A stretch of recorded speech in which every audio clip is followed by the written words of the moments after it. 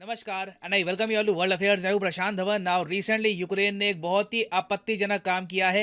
इन लोगों ने मां काली की एक इन अप्रोप्रिएट फोटो अपलोड कर दी एक वॉर के ब्लास्ट के साथ में। यहां पर आप देख पाओगे इस पर आज के समय इंडियन मीडिया में, मैं आपको वैसे ये बता दूं, यूक्रेन के बहुत सारे फैंस इंडिया में है नहीं। ज़्यादातर आप अगर देखो तो इंडियंस रशिया को सपोर्ट करते हैं यूक्रेन रशिया वॉर में ऑनलाइन। मगर इस पर्टिकुलर पोस्ट के बाद तो मैं मान के चल रहा हूं जो लोग न्यूट्रल भी थे ना इंडिया में, वो लोग भी रशिया की सपोर्ट करेंगे। क्योंकि बिना वजह इन्होंने जिस तरीके से ये पोस्ट करी है, और उसके बाद आप देखोगे इंडियन मीडिया के जो ये आर्टिकल पब्लिश हुए हैं कि भारत के साथ घटिया हरकत करी है यूक्रेन ने, ट्वीट की मां काली की आपत्तिजनक फोटो। और देखो मैं आपको यहाँ पर ये दिखाता हूँ, ये वो फोटो है जो यूक्रेन के डिफेंस मिनिस्ट्री की तरफ से पहले अपलोड करी गई थी।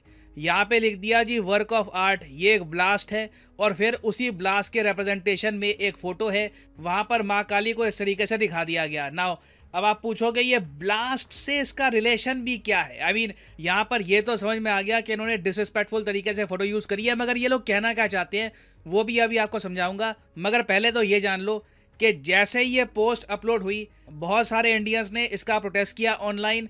कई इंडियंस ने ओपनली लिखा कि जल्दी से जल्दी ये पोस्ट डिलीट करो और हिंदू कम्युनिटी से माफ़ी मांगो। और उसके अलावा कई लोगों ने भारत के जो विदेश मंत्री हैं डॉक्टर अजय शंकर, इनको भी कहा कि आप कुछ एक्शन नहीं लोगे इनके अगेंस्ट। कोई और कंट्री होता, वहाँ पे मेजॉरिटी रिलीजन को इस तरीके से डिसरिस्पेक्ट किया जाता तो बहुत ज़्यादा स्ट्रॉन्ग वहाँ से रिएक्शन आता। क्योंकि ये जो ट्विटर अकाउंट है, ये ऐसा तो है नहीं कि किसी गुमनाम आदमी का है, ये ऑफिशियली यूक्रेन की सरकार का ट्विटर अकाउंट है। तो अभी देखिए, देखना होगा कि भारत सरकार इस पर कुछ प्रतिक्रिया देती है या नहीं देती। बट इंडियंस में गुस्सा आज के समय बहुत ज़्यादा है। अब आपका क्वेश्चन यहाँ पर यह आएगा, चलो ठीक है ये हेट स्पीच तो है, किसी और रिलीजन के बारे में ये सब करने की इनकी जरूरत होती ना। ये इन्होंने कैटेगोरिकली इंडियंस को ही टारगेट किया है क्योंकि इनको उम्मीद थी कि इतना बैकलैश आएगा नहीं। मगर इस फोटो का मतलब क्या है, ये कहना क्या चाह रहे थे? यूक्रेन की सरकार यहाँ पर सेलिब्रेट कर रही थी रशिया के क्राइमिया में हुए एक ब्लास्ट को। समझाता हूँ आपको। यहाँ पे आप देख पाओगे ये फोटो है क्राइमिया की, और इस फोटो में जो ब्लास्ट यहाँ पे आप देख रहे हो ना, ये बेसिकली ऑयल टैंकर्स का ब्लास्ट है। यहाँ पे आप अगर मैप पे देखोगे, ये यूक्रेन, ये रशिया, ये यहाँ पर क्राइमिया है। एक टाइम पर यूक्रेन का पार्ट हुआ करता था, 2014 में रशिया ने क्राइमिया को कब्जा लिया था। तो यहाँ से ना रशिया काफ़ी बार जो ऑयल है ये एक्सपोर्ट करता है बाकी कंट्रीज़ को। यूक्रेन आज के समय रशिया के ऑयल एक्सपोर्ट के पीछे पड़ा है। तो अभी रिसेंटली क्या होता है कि क्राइमिया में जो बहुत सारा कच्चा तेल रशिया ने स्टोर करके रखा था, वहाँ पे अचानक से एक बहुत ही बड़ा धमाका होता है। कुछ ड्रोन आता है कहीं से, बॉम्बिंग करके चला जाता है, और उसके बाद ऐसा धमाका हुआ कि दूर से लगता है कि कोई छोटा सा एटॉमिक बॉम्ब ब्लास्ट हो गया, मगर ये कोई ऑब्वियसली एटॉमिक ब्लास्ट नहीं है, it is an oil tanker blast.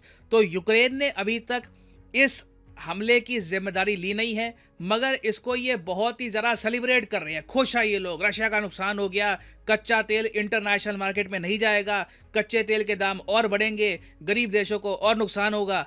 तो इस अटैक की सेलिब्रेशन में ना, जी हाँ, ये लोग सेलिब्रेट करते हैं ऐसे अटैक्स को। मैं ये कहूँगा, देखो रशिया भी अटैक करता है यूक्रेन को। अभी रिसेंटली ज़ेलेंस्की इस बात को लेकर काफ़ी कंप्लेन कर रहे थे कि लगातार रशिया ने मिसाइल बरसाए हैं और बहुत ज़्यादा नुकसान हुआ है यूक्रेन का। बिल्कुल हुआ है, इनकी बिल्डिंग्स को डिस्ट्रॉय किया गया। मगर मैं आपको ये बता दूं, रशिया इस तरीके से अटैक्स को सेलिब्रेट नहीं करता कि यहाँ पे ब्लास्ट हुआ, इतने लोग मारे गए, उसकी मीम्स नहीं बनाता, ऐसे कोई कॉमेडी करने की कोशिश नहीं करता रशिया। ये थोड़ी सी मैं कहूँगा कि क्लास है रशिया में। और बाकी यूक्रेन की तरफ से जो ये किया गया है, मोस्ट प्रॉब्ली इन लोगों ने यहाँ पर ये भी देखा होगा कि ये जो पोस्ट है ये करने से इंडियंस का दिल भी दुखेगा। और आपको इससे पहले मैं एक वीडियो में वैसे ही बता चुका हूँ कि यूक्रेन में ना 4th मोस्ट डिसलाइक्ड कंट्री आज के समय इंडिया बन गया है, क्योंकि इंडिया ने खुल के रशिया की आलोचना करी नहीं है। हमारे विदेश मंत्री ने ओपनली ये कहा है कि यूरोप मानता है कि दुनिया की प्रॉब्लम हो गई, मगर जो यूरोप की प्रॉब्लम है वो पूरी दुनिया की प्रॉब्लम है। तो ऐसी स्टेटमेंट्स को सुन के यूक्रेन खुश नहीं है, इनके लोग खुश नहीं है।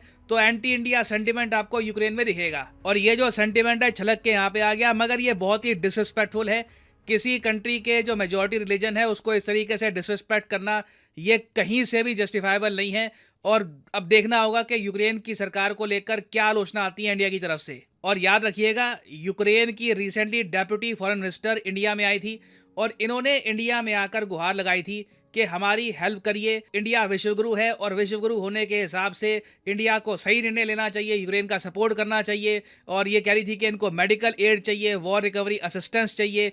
इसके बदले में इंडिया ने हेल्प भेजनी स्टार्ट कर भी दी थी। हम मेडिकल असिस्टेंस, उसके अलावा स्कूल बसेज, एम्बुलेंसेज वगैरह बहुत सारी चीज़ें धीरे धीरे यूक्रेन को भेज रहे हैं। मगर अब इस टाइप की जो इन्होंने कर दिया है यहाँ पर ट्वीट, मुझे लगता नहीं है कि इंडिया को भी ज़्यादा हेल्प करने की आवश्यकता है यूक्रेन की ना। यहाँ पे मैं जेन्युइनली जानना चाहूँगा आपका ओपिनियन, आपके हिसाब से लिखिएगा कमेंट सेक्शन में, क्योंकि लाखों लोग देखेंगे वीडियो तो मुझे एक आइडिया लगता है यहाँ पर। आपके हिसाब से भारत को इन द फ्यूचर यूक्रेन की हेल्प करनी चाहिए, हमें माफ़ करना चाहिए यूक्रेन को, या फिर आप मानते हैं कि नहीं, यूक्रेन ने लाइन क्रॉस कर दी है, रिलीजन पर इस तरीके से ये जो फोटो है ये पब्लिश करने की कोई ज़रूरत नहीं थी, दे शुड बी पनिश्ड, ऐसे लोगों की हेल्प करने की कोई ज़रूरत नहीं है? तो लिखेगा इसके बारे में कमेंट सेक्शन में, क्योंकि इंडिया की तरफ से अभी हेल्प जारी है यूक्रेन को। मैं जानना चाहूँगा यहाँ पे आपका ओपिनियन क्या है। और यहाँ पर फाइनली मैं ये भी ऐड कर दूं कि आज है आखिरी दिन अनअकैडमी की मेगा सेल का। तो आपको कोई भी कोर्स परचेज करना है, you can purchase it now. सीधा जाइए कमेंट सेक्शन में, यहाँ पे आपको वेरियस कोर्सेज के लिंक्स मिलेंगे। और यूपीएससी का जो कोर्स है जिसमें प्रीलिम्स और मेंस दोनों की तैयारी होती है, इसमें एक मेगा डिस्काउंट चल रहा है जो आज रात मध्य रात्रि को ख़त्म हो जाएगा। तो अवेल करने के लिए यहाँ पे जो ये लिंक है यहाँ पर, इस पर करिए क्लिक और यहाँ पे आप परचेज कर सकते हैं यूपीएससी कॉम्बो ऑफर, जिसके अंडर प्रीलिम्स, मेंस, ऑप्शनल तीनों की तैयारी आप कर पाएंगे विद अनअकैडमी।